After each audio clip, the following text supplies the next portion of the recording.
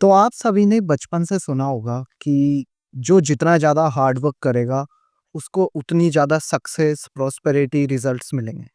And this idea is quite popularized by mainstream media. अगर आप self help book भी पढ़ोगे, बहुत सारी जगह हमारे जो मेजर लीडर्स हैं, वो भी यही बात करते हैं। एंड अगर आप अपने पर्सनल एक्सपीरियंस से देखोगे, आपने जितनी अभी तक दुनिया देखी, यू विल रियलाइज़ कि जो लोग बहुत ज़्यादा हार्ड वर्क कर रहे हैं, उनको उतना रिजल्ट नहीं मिल रहा है और कुछ लोग बहुत कम हार्ड वर्क करके भी काफ़ी ज़्यादा चीज़ें अचीव कर लेते हैं। तो आखिर इसका क्या रीज़न है और जो मेरा पर्सनल ओपिनियन है वो क्या है? तो देखो मेरे पर्सनल ओपिनियन में hard work can help you to a certain extent, but आपके हार्ड वर्क से ज़्यादा मैटर करती है कुछ और चीज़ें जो मैं इस वीडियो में आपको बताऊँगा। एंड जैसा कि मैंने कहा है कि even if you are lazy but still you can achieve good things, great thing in your life if you are following the right kind of method. Even there are many lazy people who are ambitious and who have achieved a lot of things. ठीक है, लेकिन उनका achievement ही इतना ज़्यादा है कि हमें लगता है कि उन्होंने बहुत हार्ड वर्क करा होगा और रियलिटी वो बताते नहीं। तो आज की वीडियो में मैं आपको 3 ऐसी चीज़ें बताऊँगा जो आज के टाइम पे काफ़ी ज़्यादा रिलेवेंट है and if you will apply them, आप कोई भी काम चूज़ करोगे उसमें आप काफ़ी कम एफर्ट के साथ में काफ़ी अच्छे रिजल्ट्स पाओगे। तो जो फर्स्ट प्रिंसिपल है in my opinion that is the principle of compounding, जिसको अल्बर्ट आइंस्टीन ने भी कहा था कि it is the eighth wonder of the world.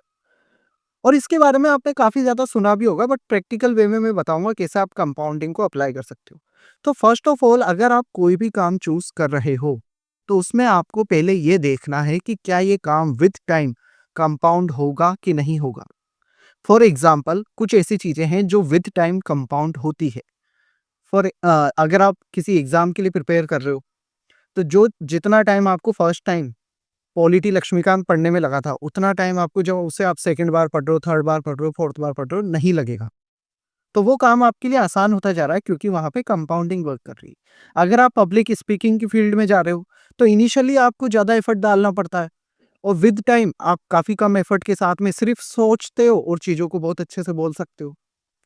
तो ये चीजें हैं जो कंपाउंडिंग एफर्ट को दिखाती है कि विद टाइम आपका एफर्ट कंपाउंड हो रहा है।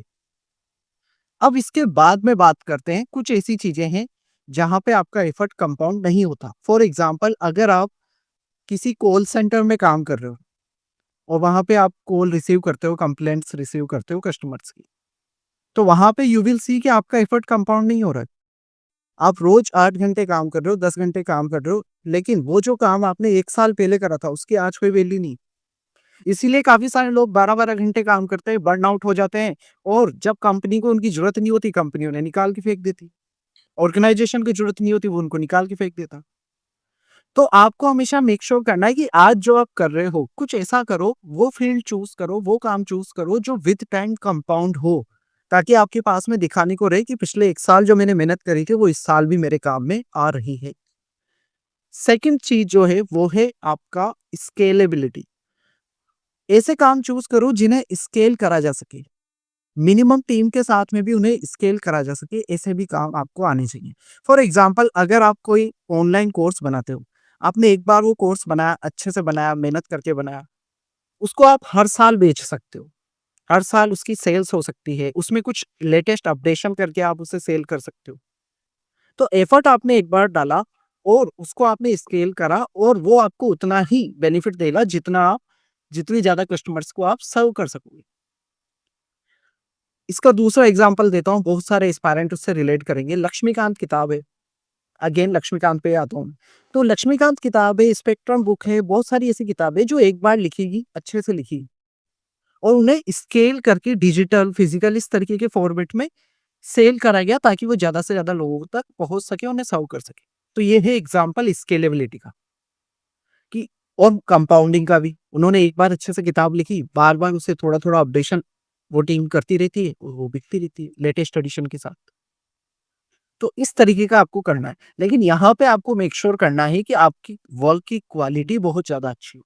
Because in 21st century, specially in today's time, quality will always matter more than quantity. तो इसका आपको ध्यान रखना है और क्वालिटी कैसे इंश्योर करनी है उस पे मैं अब आता हूँ, वो है हमारा थर्ड पॉइंट, जो कि स्पेशली इन रिसेंट टाइम काफ़ी ज़्यादा रेलेवेंट हो चुका है। और थर्ड पॉइंट पे आपको यह ध्यान रखना है कि जो भी काम आप कर रहे हो, वो एआई के साथ में कोऑपरेशन वाला है या कॉम्पिटिशन वाला है। अगर आप ऐसा काम कर रहे हो जिसमें एआई आपके साथ में कॉम्पिटिशन कर सकता है या कर रहा है, then you should leave that job as soon as possible, क्योंकि वहाँ पे आपको बेनिफिट नहीं होगा। आप वहाँ पे देर-सवेर एआई के द्वारा रिप्लेस हो जाओगे। ऐसे कौन से काम हैं? अगर आप टाइपिंग करते हो, अगर आप चीज़ों को समराइज़ करते हो, ट्रांसलेटर की जो जॉब है टू अ सर्टेन एक्सटेंट, ऐसी चीज़ें जहाँ पे बार-बार रिपिटिशन का वर्क हो रहा है, डेटा एंट्री का वर्क है, तो वहाँ पे ना तो कोई कंपाउंडिंग है, ना स्केलेबिलिटी है और वो एआई के साथ कॉम्पीट कर रहा है एंड देयर सवेयर रिप्लेस हो जाएगा। आपको ऐसे काम चूज़ करने हैं जो एआई के साथ कोऑपरेट करें। For example, if you are preparing for a competitive exam, तो उसके लिए तो एआई कभी फॉर्म भर ही नहीं सकता ना। आईएएस कभी भी एआई नहीं बन सकता। आईआईटीएन, एम्स, डॉक्टर, ये सारे एग्ज़ाम कोई एआई टूल नहीं क्लियर कर सकता। तो आपको ऐसे कॉम्पिटिटिव एग्ज़ाम चूज़ करने हैं, ऐसे वर्क चूज़ करने हैं जहाँ पे एआई आपके साथ में कॉम्पिटिशन ना कर सके। अगर आप पब्लिक स्पीकिंग की फील्ड में हो, हाँ, to a certain extent AI वहाँ पे आ सकता है। लेकिन कभी भी लोग एआई के साथ में उतना रिलेट नहीं करेंगे जितना एक इंसान के साथ में रिलेट करेंगे। ये रियलिटी।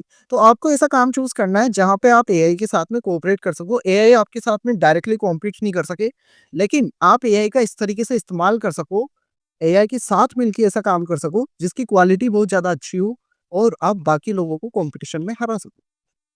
तो आपको इस तरीके के काम चूज़ करने हैं।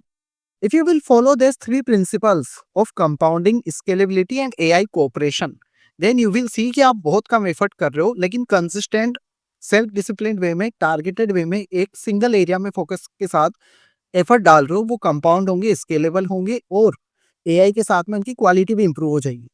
तो आपको काफ़ी ज़्यादा अच्छे रिजल्ट्स देखने को मिलेंगे without doing a lot of hard work.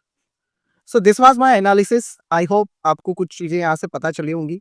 I would be bringing more such videos, insightful videos beyond UPSC, ताकि आपको दूसरी चीज़ों के बारे में भी पता चले। एंड अगर आपका कोई फ्रेंड है जिसके लिए रेलेवेंट हो सकता है, उसके साथ में ज़रूर से शेयर करें। And thanks for watching this video. If you have gained something, you can like it, share it with your friends and subscribe to this channel for more such content.